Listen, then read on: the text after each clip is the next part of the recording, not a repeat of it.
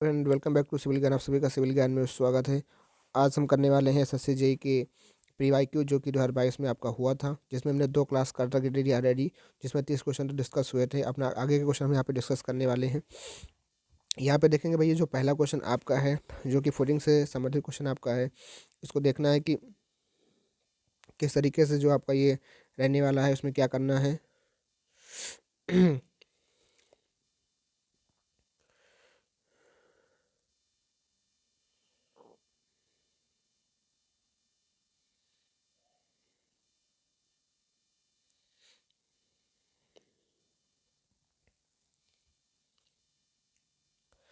चलो भैया देखते हैं। पहला क्वेश्चन आपका, when the water table is a ground surface the bearing capacity of the soil is reduce to. जब भी आपका जो आपकी बेयरिंग कैपेसिटी होगी, मान लो ये आपका मान लीजिए कि फुटिंग है, और यहाँ पे अगर आप ग्राउंड सरफेस के करीब में आ जाता है, मतलब आपकी ग्राउंड सरफेस यहाँ पे है, अगर जब भी आपका ग्राउंड सरफेस करीब आपका वाटर टेबल आपका आ जाता है, तो हमारी जो बेयरिंग कैपेसिटी होती है वो 50% तक रिड्यूस हो जाती है। तो उसको हम लोग 1/2 कहते हैं। तो ऑप्शन नंबर सी यहाँ पे हो जाएगा आपका राइट आंसर। इस बात को आपको ध्यान रखना है।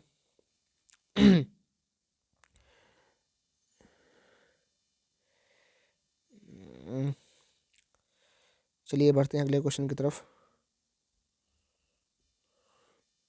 अगला क्वेश्चन आपका क्या आंसर है? अगला क्वेश्चन आपका है जो कि रिलेटेड है आपका एस्टिमेशन से, और वो भी उसमें से आपका ये है service unit method. Consider the following statement regarding to service unit method के बारे में बताना है।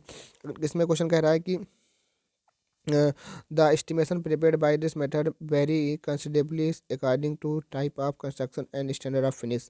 The estimate prepared by this method can be used for actual execution of the project. देखो भैया, जो आपका सर्विस यूनिट मेथड आपका जो होता है, वो आपका एक्चुअल को नहीं निकाल के देता है, तो ये आपका तो बिल्कुल गलत हो जाएगा।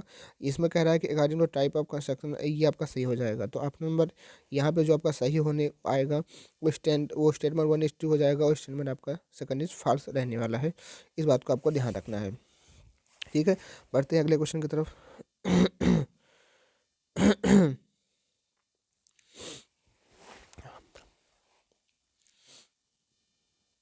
अगला क्वेश्चन आपका है जो कि आईएस कोड का है। इसको आपको ध्यान रखना भी है। आईएस कोड का जो ये आपका क्वेश्चन है, इसमें पूछा गया है कि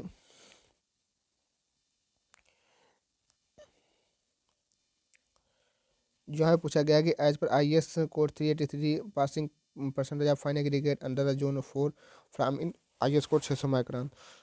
तो आपको पूरी एक टेबल आनी चाहिए भैया। इसकी पूरी एक टेबल है। वो टेबल कुछ इस तरीके से है कि अगर आपका सेब का साइज 4.75 mm के बीच में है, तो उसका जो ग्रेडिंग जोन होगा वो 95 to 100 होगा। अगर आपका सेब का साइज 2.36 mm के बीच में है, तो उसका जो पासिंग ग्रेडिंग जोन होगा, जोन 4 की बात कर रहा हूँ, वो भी 95 to 100% में होगा। पर वो 600 माइक्रोन जब आएगा, तो 600 माइक्रोन के लिए कितना होता है? वो 80 to 100 होता है। ठीक है, अगर वही पूछा होता आपका 300 माइक्रोन के लिए, तो 15 से 50% होता है। ये आपको पूरा आईएस कोड है। मैं ग्रुप में इसकी पूरी आईएस कोड की टेबल आपको फॉरवर्ड कर दूंगा। तो अगर आप ग्रुप में हमारे जुड़ना चाहते हैं, तो कमेंट बॉक्स में नीचे मैंने ग्रुप का लिंक पिन कर रखा है, आप वहाँ से जुड़ करके हमारे ग्रुप में जुड़ सकते हैं। तो यहाँ पे जो होगा 80 से 100% आपका ये रहने वाला है। इस बात को आपको ध्यान रखना होगा।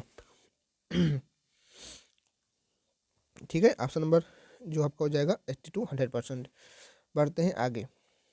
अगला क्वेश्चन आपका है जो कि स्टील का है, जो कि बहुत ही इंपॉर्टेंट क्वेश्चन आपका रहने वाला है।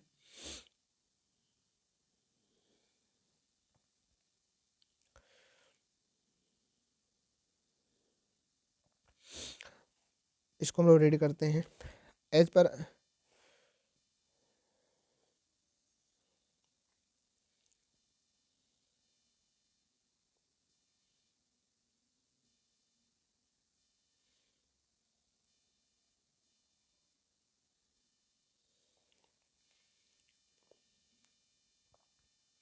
इस क्वेश्चन को आप पढ़िएगा। As per I S code 800/2007 the slenderness ratio in tension member हुआ reversal of stress is due to load other than wind और सिस्मिक एक्सीड। तो भैया वो कितना होता है? तो 180 आपका होता है, आपको पता ही होगा। ठीक है, इसकी भी एक टेबल है पूरी, उस टेबल को मैं भी अपने ग्रुप में सेंड कर दूंगा, आप लोग वहाँ पे ऐड हो सकते हैं। अगला क्वेश्चन आपका है, in consistency of soil the limit are express in terms of, जो लिमिट होती है, तो यहाँ पे आपको एक टेबल मैं दिखा देता हूँ। वो टेबल ऐसे आपकी बनती है, ठीक है। यहाँ पे आपका सॉलिड होता है, यहाँ पे आपका सेमी सॉलिड होता है, ये आपका प्लास्टिक होता है, आपका लिक्विड स्टेट होता है। तो ये जो लिमिट्स होती है, यहाँ पे सिंकल लिमिट आती है, प्लास्टिक लिमिट आती है, आपकी लिक्विड लिमिट आती है। तो भैया जो ये लिमिट है ये कहीं ना कहीं जो आपकी लिमिट है, ये आपकी जो लिमिट होती है वो आपको ये दिखाती है कि कितना परसेंटेज ऑफ वाटर कंटेंट है। जैसे हम लोग कहते हैं सिंकेज लिमिट एक ऐसा वाटर कंटेंट की लिमिट होती है जिसके बाद वॉल्यूम में फर्दर चेंज नहीं होता है। प्लास्टिक लिमिट एक ऐसा वाटर कंटेंट होता है जिस पर अगर हम लोग 3 mm का थ्रेड बनाएं तो वो क्रम्बल नहीं होता है। फिर लिक्विड लिमिट एक ऐसा वाटर कंटेंट होता है जहाँ के बाद हमारी उसके बाद अगर फर्दर अगर वाटर कंटेंट बढ़ता है तो हमारी जो सॉइल होती है वो फ्लूइडिटी के रूप में हो जाती है। तो कहीं ना कहीं जो लिमिट होता है वो हमारे परसेंटेज ऑफ वाटर कंटेंट को ही बताता है कि कितना परसेंट हमारा उस सॉइल के अंदर पानी मौजूद है या कितना परसेंट हमारा क्या चीज़ें रहने वाली हैं। ठीक है, तो इस क्वेश्चन का जो करेक्ट आंसर होगा आपका ए आपका बहुत मूल उत्तर होगा, आपको ये समझना होगा। और ये ग्राफ से बहुत क्वेश्चन पूछता है। अगला क्वेश्चन आपका है,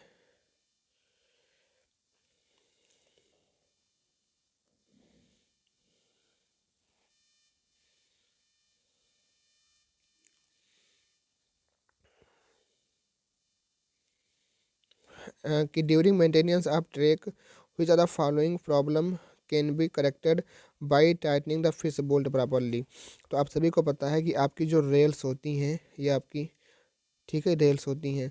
अब इन दो रेल्स को अगर हमको प्रॉपर में दो रेल्स को आपको आपस में जोड़ना होगा, तो यहाँ पे जो आपका होता है भैया, यहाँ पे जब हम दो लोग दो रेल्स को प्रॉपर जोड़ते हैं तो वहाँ जोड़ने में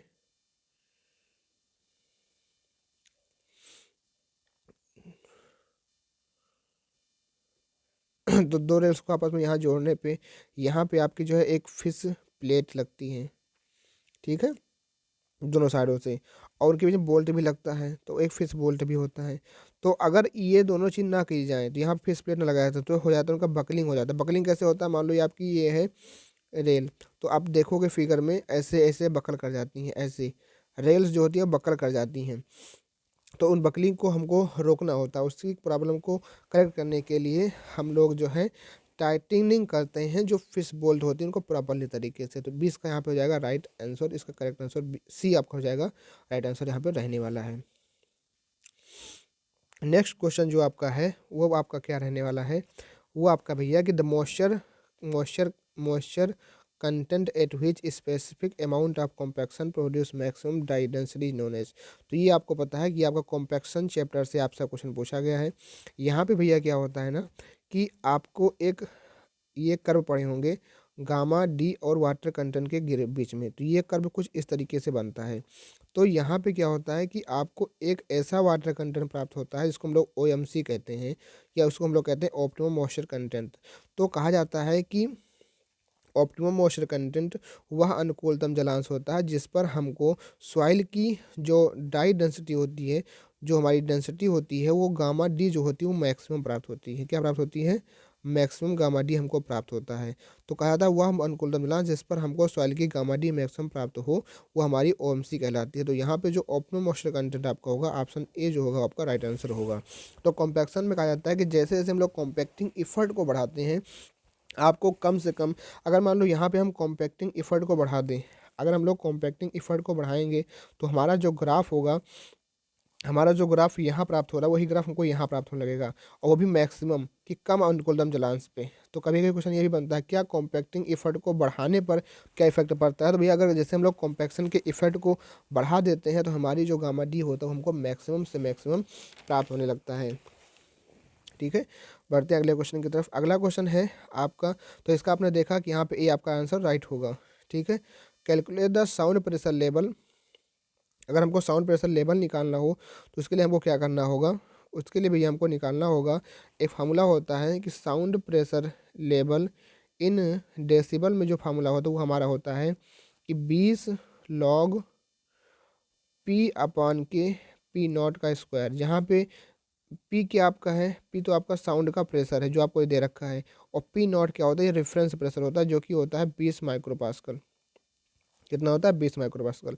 अब आप इसको इसको रखोगे और सॉल्व करोगे तो आपका 80 आ जाएगा यहाँ पे साउंड प्रेशर लेवल। तो ये आपका फार्मूला होता है, इस फार्मूले को आपको ध्यान रखना है, इसमें पुटअप करके अपना निकाल सकते हो। अगला क्वेश्चन है for determining the grain size of soil particle. अगर हमको for determining the grain size of soil particle which the following equipment can be use. अगर हमको ग्रेन साइज को डिफाइन करना है तो हम क्या यूज करेंगे, क्या सीब यूज करेंगे, चैनल यूज करेंगे, ग्रेट एंड रनर यूज करेंगे। तो भैया सीब ही यूज करेंगे। आपको पता है कि हम लोग सीब यूज करते हैं जहाँ पे आपका जो है 4.75 mm की सीब होती है, ठीक है। और हम लोग यही इसी के द्वारा तो हम लोग डिसाइन करते हैं कि ग्रेटर देन 300 mm होगा तो हमारा क्या होगा, या हमारा 80 से 300 mm के बीच में होगा तो क्या होगा, 4.75 से होगा तो क्या कहते हैं कि 4.75 माइक्रोन तक क्या होगा, या 75 माइक्रोन से 2 माइक्रोन तक क्या होगा, लेस देन 2 माइक्रोन क्या होगा। तो आप सभी को पता है वो सीब के द्वारा ही डिफाइन हो पाता है ग्रेन साइज हम लोग जो डिफाइन करते हैं। तो ऑप्शन नंबर ए आपका यहाँ पे जो होगा वो राइट आंसर तो आपका रहने वाला ही है। नेक्स्ट क्वेश्चन आपका है, ठीक है। यहाँ पे आपका शेयर स्टेट डिस्ट्रीब्यूशन का क्वेश्चन है। ये आपका बताना है कि आपको जो ये